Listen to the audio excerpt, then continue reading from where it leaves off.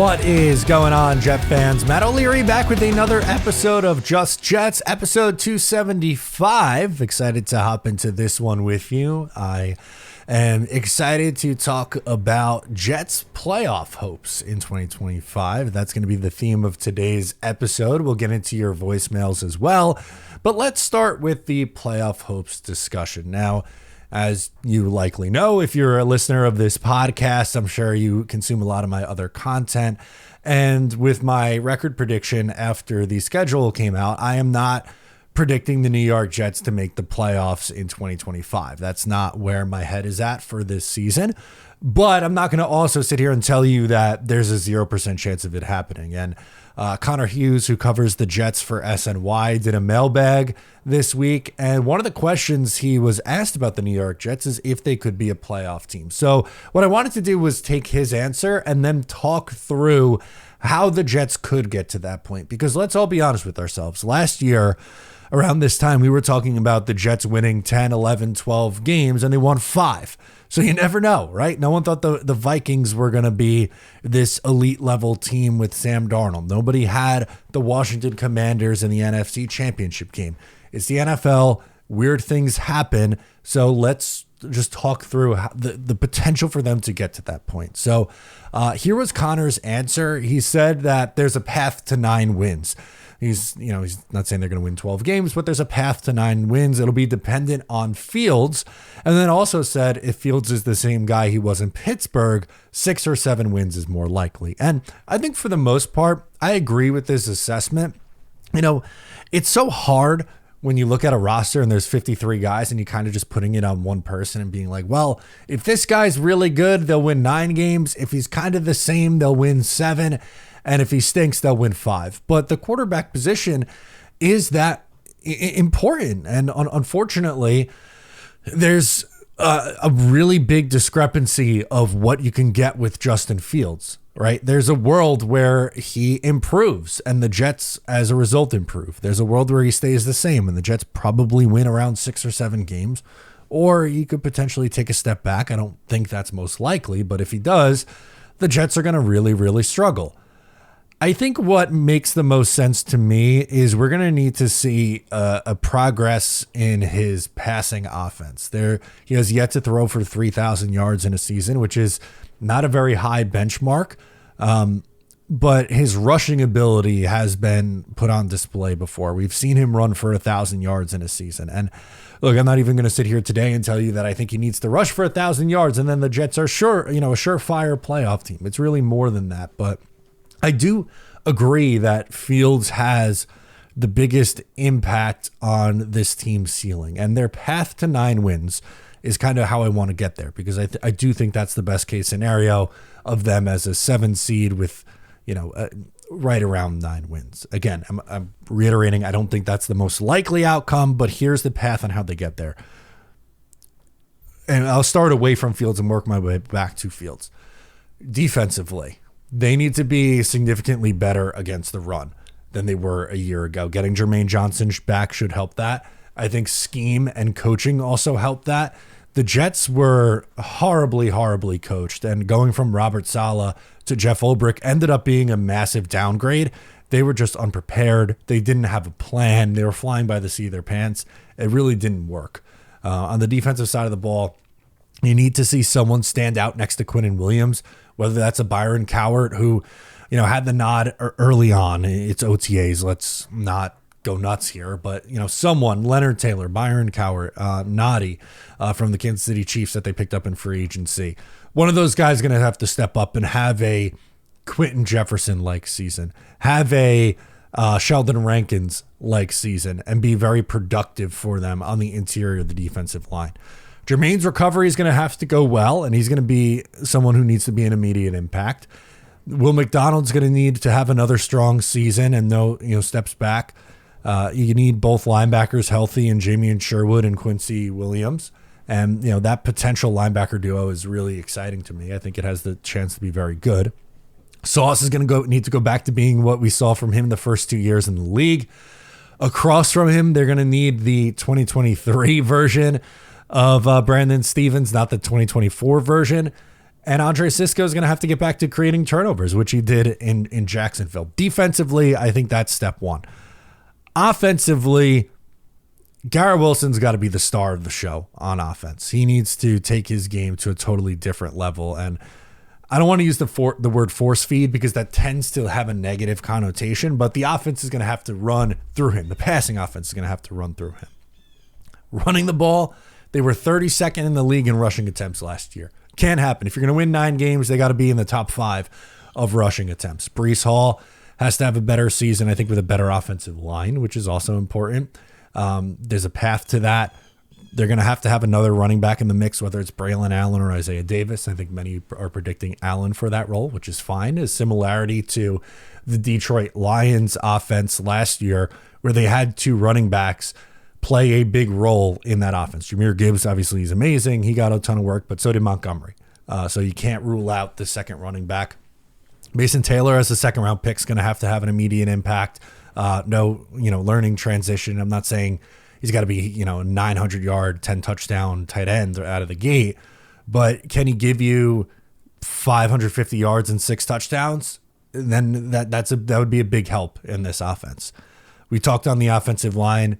If they're healthy, I think they have a chance to be really, really good. With everyone kind of just staying where they are productive-wise or taking a step forward, which means Armand Membu being a good player right away, which I think, there's a strong chance of that happening.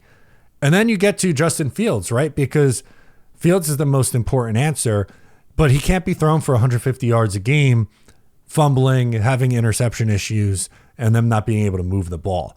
So how do you do that? Well, rookie offensive coordinator Tanner Engstrand is going to have to show that it wasn't just Ben Johnson in Detroit, that, some of the other guys on the coaching staff were important to that offense. And, for Fields, he needs to be more decisive. I think at times he holds on to it a little bit too long, which might be ironic for a run-first quarterback, but we've seen Justin Fields take a lot of sacks. I think it's got to be he's got to be someone who can go through progressions. And when it's not there, take off and run and be productive that way. That's a lot of things that I just ran through. But if all those things hit and they're good at all those things, then yeah, this probably is a 9-win team in there. But the chances of all those things hitting, the chances of them being injury-free is really hard. This is the NFL. It's hard to win games in the National Football League. And it's hard for everything to go your way. Now, they're due for some positive regression because everything it felt like went against them a year ago or for the last couple of years. So maybe there is that chance, which I guess is why, I'm settling on 7 wins because I look at this team. I think they're between a 6 and 8 win team. And I think, I'll split the difference and say 7. That's kind of where my head's been at. I think some things will go well. I think other things they might struggle with, and especially because it's year 1 of a regime. But for everything to come in and hit, that is your path to 9 wins and ending the playoff drought. It's Justin Fields having 30 touchdowns, passing and rushing. It's, 3,300 passing yards and another 800 rushing yards on top of it. It's, Breeland Hall being closer to that 2,000-yard all-purpose player. It's Garrett Wilson being a 1,300-yard receiver instead of an 1,100-yard receiver. It's Josh Reynolds or Alan Lazard stepping up and being a solid wide receiver 2 option. And it's also very important, Aaron Glenn being a significant upgrade over the coaching staff of what they had a year ago. We'll get into some of your voicemails and some of the comments. We'll get into the coaching staff from a year ago, and they were just flat out bad. There's no other way to slice it. So, again, I'm not, in end of May, early June, this is just not me. I'm not going to come on and give you the hopium. I'm going to be honest with you and say I don't think they're going to be a playoff team in 2025. But if, and it's a big if, they do it, the path is for a lot of things to break right. And most importantly, at the biggest position in the NFL, quarterback. If Fields has that Baker Mayfield, Sam Darnold, Geno Smith, mid to late career resurgence, that's what it's going to take. And if not, well, okay, then you're probably a 6 or 7 win team, and you're likely drafting a quarterback in the top 15 in the NFL draft. That's just how it's going to go. So I don't want to completely poo-poo any playoff hopes. Again, if you're on they're winning 12 games bandwagon, I genuinely can't get myself there. But if any Jet fan is going to come to me right now and go, yeah, it's optimistic, but I think they could be the 7th seed and be a scrappy team and win 9 games, I get it. I do. Again, I'm not personally at that point, but I'm not going to say there's some way out there 0% chance of it happening. I'd say if you're putting percent chances on win totals, 9 plus is probably like 10%. I put 7 as probably their most likely at 30%. That's 40 right there. 8 wins is maybe another 10 to 12%. 6 wins is going to be another big chunk. And then 5 or less, I would say, is another 10 to 15% chance. So I think most likely 6 or 7, but is there a path to them being better? Yes. As Connor laid out, it's going to be very important, and it's going to be on the quarterback if they do get there. So that's where we wanted to start with the show. Now, let's get into your voicemails. We have a few good ones this week. Let's start with Max in New Jersey. He wants to get into expectations. Good transition spot. This is Max calling in from New Jersey, and let's talk about some expectations I have for the Jets 2025 season. So the schedule came out last week, and I think the Jets can win 7 or 8 games, but here are some expectations I want to see the Jets have in 2025. So first off, I want Tanner Angstrom. I hope he's a good offensive coordinator. Same. Hopefully he's better than a lot of other offensive coordinators. I think he will be.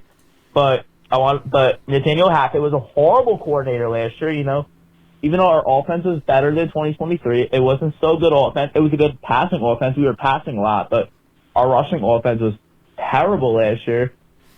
Brees Hall was the leading rusher on the team, and then we had a good backfield with Brees Hall and Isaiah Davis, but Brees Hall wasn't really that explosive last year. Last year, Brees Hall was the leading rusher with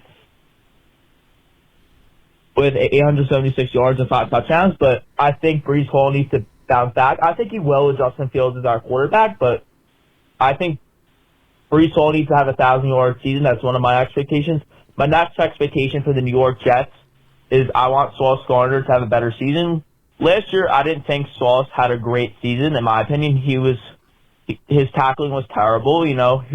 I'm not saying Sauce needs to have an all-pro season, but he needs to have a better season than last season. Last season was his worst season in the National Football League. Even though Sauce had a bad season, it's still a good season for 90% of most corners. It's just a bad season to his standards. My third expectation for the New York Jets, I want Aaron Glenn to be a good head coach. I'm not saying hopefully he will be a good head coach. I defended Saleh for years because I thought with Saleh, Zach Wilson was the quarterback. I thought Saleh was going to improve, but I want the Jets to be disciplined because, with Saleh, our teams were undisciplined, and that's why Saleh got fired. And Ulbrich was not a good coach at all. He was kind of like a scapegoat, and Ulbrich wasn't a good coach at all. His teams with the discipline, lack of penalties, I think the penalties need to go down because last year we were really bad in penalties. We had the most penalties in the National Football League last season. And then my last expectation is I don't think the Jets will be a playoff contender, but we need to be competitive in games. I think the Jets need to be competitive. We need to still be in contention for the playoffs, but let's say week 12, week 13. Because the last couple of years, we were out of the playoff contention by Halloween. I don't want our season to be over by Halloween and focus on the draft. It could happen. The Jets this year might not be a good NFL team. We might. But I want the Jets, to be in playoff contention by week 13, week 14, so we can still have storylines. I don't want in November, December to talk about the off-season with the draft. What's your thought? So I think Max brings up a lot of good points and fair expectations. Nothing was completely outlandish. Saying 7 or 8 wins, I think is fair. I think, Brees Hall being a 1,000-yard rusher is a fair expectation. I think them being in it to the end of the year is also fair. Can you be 7-6 through your first 13 games? Is that really asking a lot? No, it's not. That's probably your path to 9. Be around 500. Be competitive. Be in these games, right? No blowouts. Don't give me a game where it was like the Arizona game from a year ago and you knew after the first possession that the game was going to be over and be over quickly. Don't be down 35 points to Buffalo going into the fourth quarter. keep these games tight. Sure. Like, is my expectation for this team to win on the road in Buffalo, to, beat the Baltimore Ravens, to beat the Cincinnati Bengals?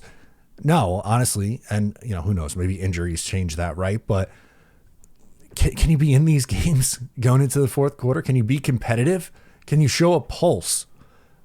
That's basically all that anyone's asking, is show a pulse this year. Don't be a doormat and don't be a pushover. I think that's more than fair expectations from Max there. Let's go to PG, who wants to talk about coaching, and that will have a major impact on the Jets' win-loss record. Hello, Matt O'Leary. PG from Long Island here. Thank you for taking my call. Last year at this time, people were talking about the Jets as, making a deep playoff run, possible Super Bowl contenders. And here's the thing. We have a very similar roster to what we had last year. Swap out a washed-up Hall of Fame quarterback who refused to run the ball and force the ball to one of his best friends, to a up-and-coming quarterback with tremendous upside talent who made great progression last year and has never been in a position where he's been, able to succeed. The offensive line is improved. Safety position is improved. Maybe a couple of positions that, are slightly the same, maybe a little worse, remains to be seen. But a very similar roster to what we had last year. We lost 7 out of our 12 games last year by 6 points or less, which means we were in 12 of the 17 games we played. We either won or, had a chance to win, lost by less than a touchdown. Schedule, fairly easy. Other than the Ravens and the Bills, I don't see anybody on that schedule that I don't think we can beat.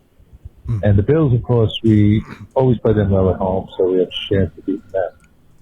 Biggest difference, of course, is last year, the coaching sucked. It absolutely sucked. Seriously, I think you, Ryan, and Green Bean could have done a better job coaching the team than the guy coached last year. And I know people say, oh, well, it took Campbell a couple of years to get Detroit turned around. Well, the difference is we have a roster. We have good positions in 3, all pros in all levels of the defense. And I just think it's 5.5, 7.5 is crap. This over-under. I put the over-under for the Jets at 9.5. I think we're going to surprise a lot of people. I think we are set up to turn this thing around. And not really your thoughts on that. And as always, go Jets.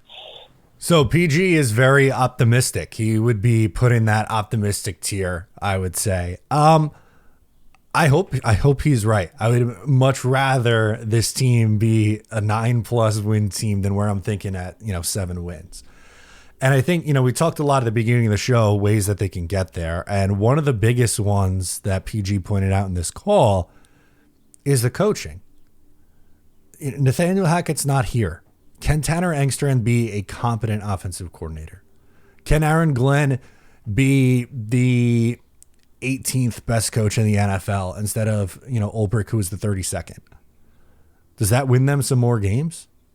They played a lot of 1-score games last year. They lost some games due to kicking last year. Maybe they do surprise people. I think the 5.5 win total is too low. I think, the 6.5 is a better number. And I would take the over on 6.5. I don't think I would take it at 9.5, but I would be ecstatic if they get to that point. If they win 9+ games this year, I will be very, very, very happy with the Jets and confident in the direction that this new regime is taking them. And it's not that long ago that we've had first-year coaches overachieve. Eric Mangini in year 1, 2006, they were not expected to be a good team. They went 10-6, and he was awesome. Chad Pennington won Comeback Player of the Year. 2009, Rex Ryan comes in They go 9-7 and make it to the AFC Championship game. Bowles comes in, they go 10-6. Gase didn't have the success. Saleh didn't have the success, but we're not that far removed from first-time coaches with the Jets coming in and having good starts to their tenure. It's possible. Let's go to Peter in Hudson Valley talking about potential. Guys who could reach their potential this year. Hey, Matt. It's Peter calling from up in the beautiful Hudson Valley on this Tuesday morning. Calling in this week after last week's call to talk about comeback players who need to have like a bounce back season. After last week, calling about guys who would have sort of a breakout season for the Jets. I'll do the roster breakdown that I talked about in last week's call starting next week. Cool. Especially since post June 1st, we're going to get that cap relief, and hopefully we'll see those contract extensions for Sauce and Garrett. But we've thought of a few players that obviously need to have better seasons than last year, some who weren't even Jets, obviously. I think we know that, if you had a full year of Justin Fields last year with the Steelers, he probably would have had a good season statistically overall. But I think, Brandon Stevens, whether he plays corner or safety, obviously needs to have a better year. Josh Reynolds needs to have a better year. Yep. Someone like Rashad Weaver at edge, if he can have a better statistical year, maybe even really contribute to that edge room. But there's some other players I'm thinking about who could have bounce back years. Michael Carter II, being healthy this year, should certainly get him on the field more and playing up to his potential and his contract that he got last year. So those are just some of the names I'm thinking of. But one that I think would surprise you, now that the offensive blocking scheme is going to change and you're going to have a solid offensive line in front of him, I think Breece Hall needs to have that bounce back year as well. Obviously, I think he can run for at least 1,000 yards and probably get at least 500 more in the receiving game and have 1,500 or more all-purpose yards, which would be a great thing to see. So that's my question for this week. Is there anyone you think who needs to have sort of a bounce-back year besides the players that I mentioned to really contribute to this team in 2025? And then, like I said, then next week I'll start breaking down who I think is going to make the roster, both offensively, defensively, special teams, and the practice squad over the next couple of weeks of calls. So, as always, go Jets. I think the two, and thank you for the call, Peter, the two that I like the most that you mentioned are Brandon Stevens and Michael Carter. Carter because of the injury, right? He just barely played last year, it felt like. And Brandon Stevens, if he looks like the 2023 version of himself, that's really what they need. If he looks like last year, well, it's going to be AZ Thomas time a lot sooner than people might like. I'll throw in Andre Sisco too on the defensive side. I think that's one that stands out. Who's going to need, a bounce back year, and then to a lesser extent, Jeremy Ruckert offensively. I obviously agree with the names that you rattled off, but to throw in other names, and for Ruckert, I'm not saying like be the guy we all thought he was going to be coming out of Ohio State, which I hope that's the case. But can he even just be the good blocker that we saw his first 2 years in the league and play a role when they line up in 12 personnel and running the football? That would be my hope for a couple extra names thrown in there. Let's go to Eric from Brooklyn to close us out. He wants to talk about the Jets and signing their young talent. Matt O'Leary, what's going on? This is Eric calling from Brooklyn, New York. I have a few things I wanted to ask you. The first thing is, I think it's great, that we are signing our young talent. We had picked up on, just a few guys as fifth-year options.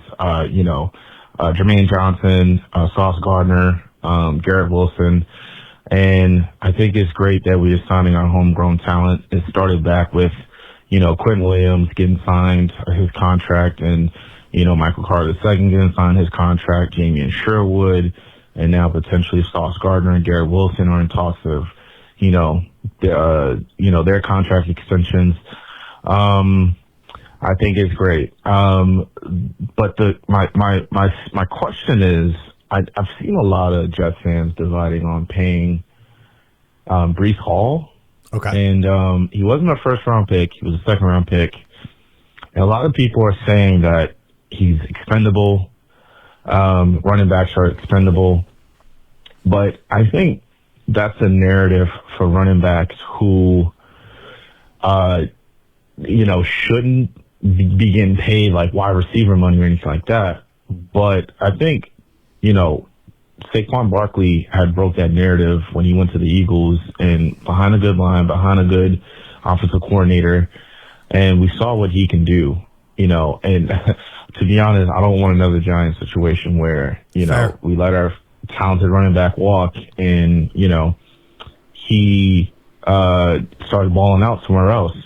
So I just wanted to ask you, do you think we should pay Brees Hall while he's still very young? Because the guy, he's a dynamic running back. He can run the ball really good. He can catch the ball at the backfield. You can use him as a wide receiver. He can run routes. And, he's fast and, like I said, still young. So he's one of our better young players on this team. I think, he hasn't had that breakout year yet because of the bad coaching that we've had for the last 3 years. He's been here already. So I think, with this coaching staff and this new regime, I think things are just going to be a little different. We're going to be a little bit more run heavy. And I'm not sure about Breeland Allen being our primary back, because that if we're deciding to walk away from Brees, that means Breeland Allen is next up, or we'll draft one.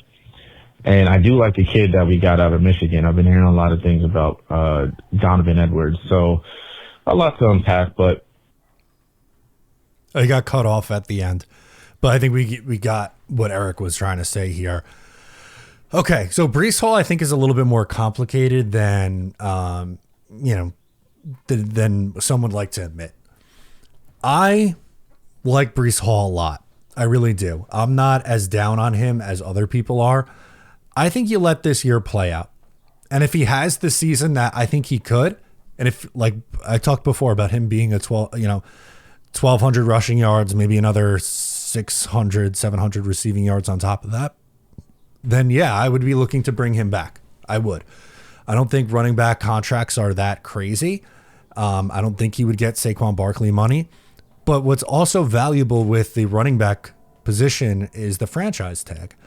So the Jets could let it play out this year, franchise tag him, and then you would have him, for his first, 5 years in the league. And he would be 25, turning 26 after the franchise tag expires. And, sometimes running backs break down around that age. 26, 27 is usually when you start to see it. Now, there's exceptions to the rule, obviously. Not everything is black and white, but a lot of times with these running backs, if they're used a lot early on in their career, they usually tend to slow down. Now, Brees, because of the injury, doesn't really have as many miles on him. So that makes it a little bit, I think, easier to justify paying him. But I want to see that big year first. So I'm not doing anything right now. But if he has a big year in 2025, I'm definitely not against bringing him back, because I do think he's a good football player. And the Jets should want to keep as much young talent as they can. Thank you, everyone, for tuning in. I appreciate it. Thanks to all the callers who left voicemails as well. I'm Matt O'Leary, and I'll catch you next time.